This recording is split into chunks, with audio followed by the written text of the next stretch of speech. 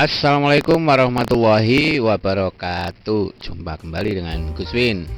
Kita akan melanjutkan menyelesaikan penyusunan laporan keuangan untuk akuntansi perusahaan dagang. Jadi kali ini kita akan bahas tuntas tentang bagaimana cara menghitung laba atau rugi pada akuntansi perusahaan dagang. Kemarin kita sudah bahas salah satu komponen untuk menghitung laba, yaitu harga pokok penjualan. Kita sudah belajar menyelesaikan dengan dua cara, yaitu dengan rumus komplit dan rumus unik. Nah, kali ini kita akan fokus pada laporan laba rugi dengan dua teknik juga. Jadi teknik komplit menggunakan data sebanyak ini, sedangkan teknik unik dengan cara yang sangat praktis dan cepat, namun hasilnya tepat. Baik, kita akan intip sejenak rumus perhitungan laba pada akuntansi perusahaan dagang. Jadi kalau di perusahaan jasa kita menghitung laba itu cukup pendapatan dikurangi beban. Nah, di sini pengurangnya banyak, penambahnya juga ada ya.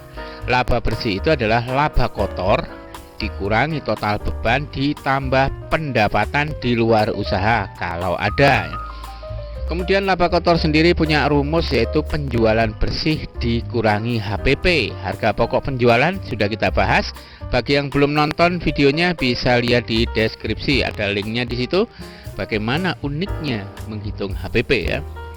Kemudian untuk penjualan bersih dia punya rumus sendiri, yaitu penjualan dikurangi potongan penjualan dan retur penjualan, atau kita singkat menjadi potret jual. Supaya tidak berlama-lama, kita langsung incipi satu contoh soal.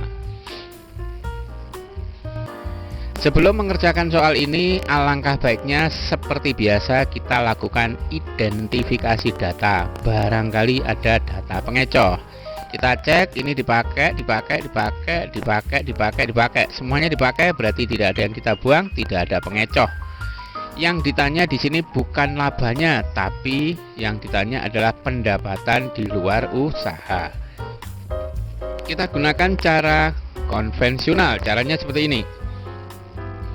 Laba bersih adalah laba kotor dikurangi total beban plus pendapatan di luar usaha. Yang dicari ini kan, berarti yang ada kita masukin satu-satu. Laba bersihnya sudah ada, kita tinggal mindahkan ke sini. Kemudian laba kotor adalah penjualan bersih dikurangi HPP, berarti 78 dikurangi 65.500, hasilnya ini. Terus dikurangi total beban. Beban yang ada di sini ada 3 ya. 1.500.000 dengan ini 2 juta, dengan ini 4.500.000. Hasil akhirnya seperti ini, dan ketemulah pendapatan di luar usaha nilainya 13.500.000. Ini adalah cara konvensional kita menemukan jawaban yang A ya.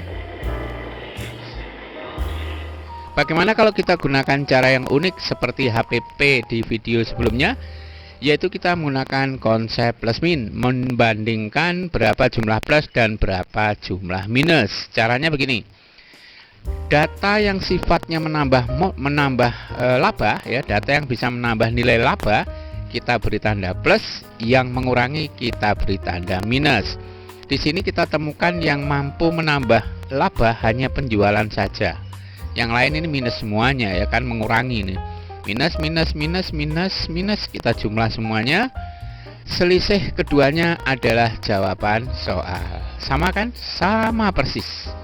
Masih penasaran? Kita jajal contoh berikutnya. Di sini datanya cukup kompleks, cukup banyak. Oleh sebab itu kita harus waspada. Kalau misalnya di dalamnya ini ada data-data pengecoh, mari kita coba identifikasi. Ini dipakai, ini dipakai, ini dipakai. Pembelian beban angkut pembelian ini adalah komponennya HPP. Nah, di sini sudah ada HPP, berarti data ini adalah data pengecoh, maka ini harus kita buang. Ini pengecoh, ya kan? Karena dia adalah komponen HPP, jadi nggak mungkin digunakan. Yang diminta di sini adalah laba bersih sebelum pajak. andai saja di sini ada data tentang pajak, maka pajaknya juga harus dibuang karena yang diminta adalah sebelum pajak.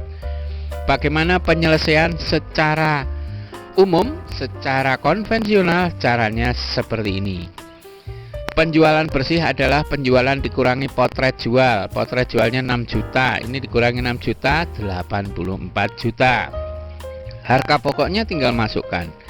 Penjualan bersih dikurangi HPP, hasilnya adalah laba kotor. Laba kotor dikurangi total beban. Total bebannya kita hitung dari sini, yang ini nggak dipakai ya, karena ini sudah disilang, 15 juta. Dan ini berarti 15.500.000. Maka ketemulah laba sebelum pendapatan di luar usaha adalah 43.500.000. Karena ada pendapatan di luar usaha senilai 1.500.000, maka kita tambahkan, jadi nilainya menjadi 45 juta. Kita menemukan jawaban yang C. Dengan konsep plus min sama seperti tadi. Data yang menambah laba kita plus, yang menambah ada dua, yaitu penjualan dan pendapatan di luar usaha. Ini yang positif, nilainya sekian. Kemudian yang lain kita tambah minus, ini minus, kemudian ini juga minus, ini juga minus, ini juga minus. HPP konsisten tetap minus ya. Nah, jumlahnya sekian dan selisihnya adalah 45 juta. Satu lagi contoh supaya lebih yakin bahwa konsep ini bisa dipertanggungjawabkan ya. Ini sangat membantu kalau kalian lomba ya. Satu lagi. Lagi-lagi kita harus melakukan identifikasi data ya. Ada penjualan bersih, ada HPP, ada penjualan dipakai ya. Ada beban administrasi, ada pendapatan. Nah, dipakai semua nih. Yang diminta apa? Beban di luar usaha. Tadi ada pendapatan di luar usaha, sekarang beban di luar usaha, dan macam-macam. Karena pertanyaannya tidak selamanya menanyakan ini. Jadi kadang-kadang yang ditanyakan adalah komponen yang di tengah. Makanya kita harus pandai-pandai menggunakan trik ya. Ini cara biasa. Cara biasa ya seperti tadi. Laba bersih kita tinggal pindahkan, laba kotor itu adalah ini dikurang ini ya kan, ketemu sekian. Kemudian ini total beban, yang ditanyakan ini bagian beban yang belum diketahui ini. Nah, kalau menghitung model seperti ini, model matematik seperti ini harus telaten, teliti. Jadi hanya kalian yang memang suka dengan matematika ya, itu akan suka di otak-atik ini. Kalian enggak, gunakan cara trik saja. Tapi ini juga harus dipelajari, wajib ya. Ini ketemu hasilnya 4.350.000. Berarti jawabannya yang ini.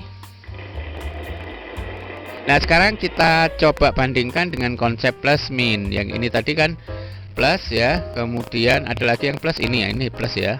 Kemudian kita jumlahkan hasilnya segitu. Kemudian yang ini min. Kemudian total minnya sekian dan selisihnya adalah sama.